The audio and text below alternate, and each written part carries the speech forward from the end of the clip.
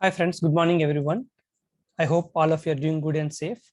If you came to our channel for the first time, click on the subscribe button and keep sharing our videos to enhance the skills of your friends or colleagues.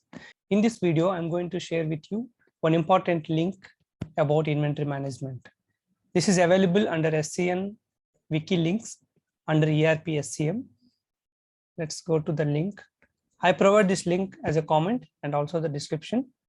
You can click and you can check the different documents which are posted by experts in SAP. Many senior consultants, and they always post about latest documents or latest issues, or else any kind of corrections they have done or any enhancements they have done in their current project. They always update. So I hope it will be helpful.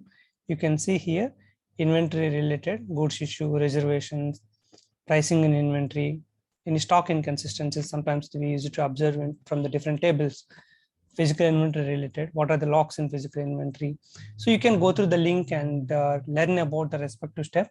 These are the enhancements in a project. These are the new requirements in a project. These are the change requests in a project. So you can learn well and you can understand even better.